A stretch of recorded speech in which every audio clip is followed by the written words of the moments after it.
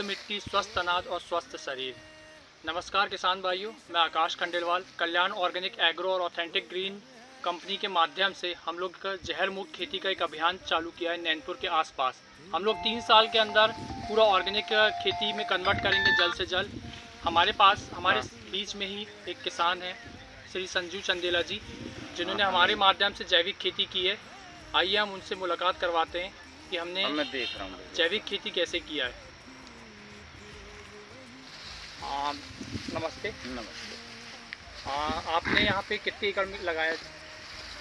मैंने जैविक खेती कितने एकड़ में किया? मैंने 1 एकड़ में जैविक खेती किया। क्या आपने इसमें DAP यूरिया डाला है?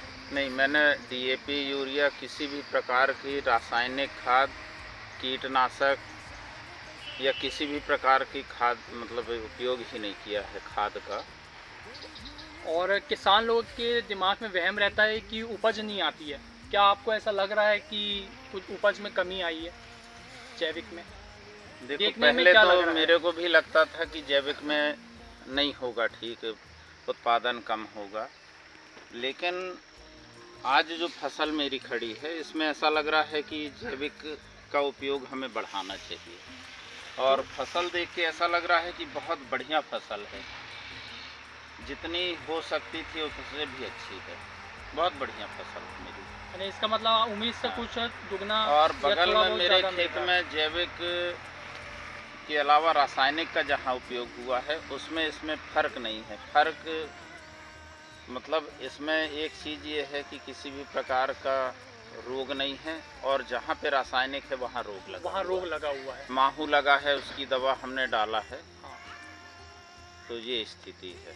और जैविक में कोई कीटनाशक अपन ने नहीं, कोई कीटनाशक का उपयोग नहीं किया, लेकिन जहाँ पे रासायनिक खाद का उपयोग हुआ है DAP, यूरिया, सुपर फास्फेट, तो वहाँ पे माहू लगा है और कटी सांवरदेही बोलते हैं हम लोग अपनी भाषा में, सांवरदेही लगा है, उसमें उसका इलाज हुआ है, दवा डाला है, स्प्रे किया है, लेकिन इसमें किसी भी प्रकार का स्प्रे हमने नहीं किया है।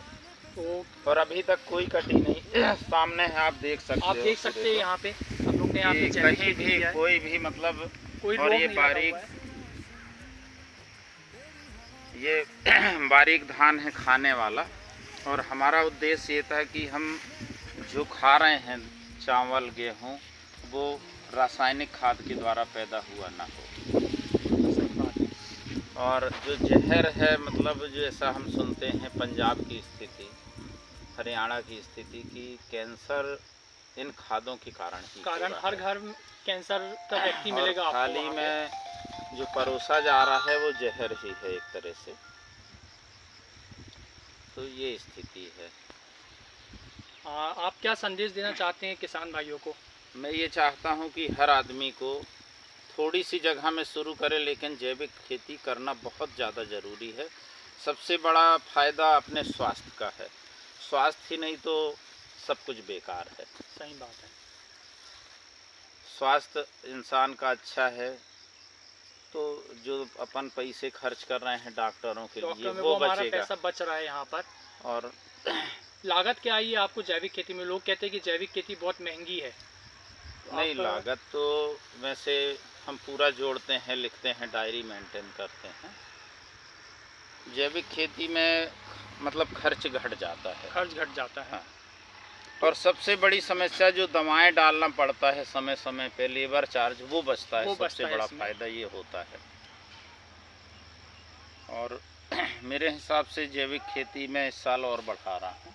अच्छा। पिछले बार मैंने गेहूँ 1 एकड़ लगाया था, तो गेहूँ का उत्पादन पिछले साल अच्छा नहीं हुआ था पूरे हमारे क्षेत्र में। हाँ, मौसम के कारण फसल कमज़ोर थी पिछले साल। लेकिन जो जैविक खेती का हमारा गेहूं था उसमें ज़बरदस्त चमक थी।